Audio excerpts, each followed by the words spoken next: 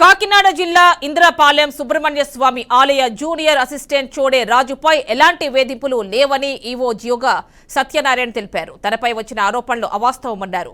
రాజు చేసిన ఆరోపణలపై రాష్ట్ర కమిషనర్ శాఖాపరమైన విచారణకు ఆదేశించారన్నారు.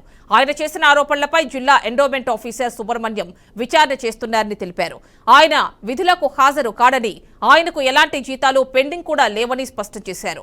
తాను ఇటీవలే బదిలీపై ఆలయానికి వచ్చిన విషయాన్ని ఈవో జోగా సత్యనారాయణ గుర్తు చేశారు. 2002లో జాయిన్ అయ్యాడు సార్. ఆయనకి నర్సిపూడి గ్రూప్ నుంచి వచ్చాడు. అతను జూనియర్ అసిస్టెంట్. అతను స్వగ్రామం అమలాపురం. ఇక్కడికి వచ్చాడు. ఇక్కడికి వచ్చాక జాయిన్ అయ్యాడు, కానీ ఇక్కడ మకాం పెట్టలేదు. మకాం పెట్టుకుని ఉన్నాం. ఎందుకంటే టైమింగ్స్ మనకి ఉదయం 6 నుంచి 11, సాయంత్రం 5 to 7. లోకల్ సిటీలో అందుబాటులో ఉండాల్సి ఉంటుంది. భక్తులు కూడా ఎనీ టైం ఏదో అవుతుంటాయి పర్వదినాలు. ఇందువల్ల అంటే ఆయన ఇక్కడ మకాం కూడా పెట్టలేదు. నా స్వగ్రామం అక్కడంటే సొంత ఇల్లు ఉంది, పిల్లలు చదువుకుంటున్నారు. నాకు ఆరోగ్యం కూడా అంతంత మాత్రం ఉంటుంది. అందువల్ల నేను ఇక్కడ ఒంటరిగా ఉండలేనండి. ఇంకా అందువల్ల రోజు వెళ్ళి వచ్చేస్తాను ఒక పూటని చెప్పి ఉదయం వచ్చేవాడు సార్. ఉదయం 7 గంటలకి 8 గంటలకు వచ్చేవాడు. వచ్చి మళ్ళీ 11 గంటలకు కౌంటర్లో కూర్చొని టికెట్ కౌంటర్లో అమ్మేసి మళ్ళీ 11 గంటలకు వెళ్ళిపోయేవాడు. అసలు ఏంటి సార్ అతను ఎలిగేషన్ ఏంటి? అతనికి క్యాడర్ ఏంటి? అతను ఇక్కడ మనకి ఏ పని చేయాలి, ఎప్పటి నుంచి చేస్తుందో?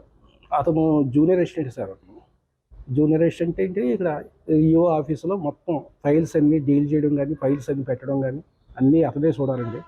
ఆఫీస్ వర్క్ కానీ ఏదైనా మొత్తం అంతా తిరగవలసింది కూడా అతనే. అతనికి కనీసం సైకిల్ కూడా లేదు.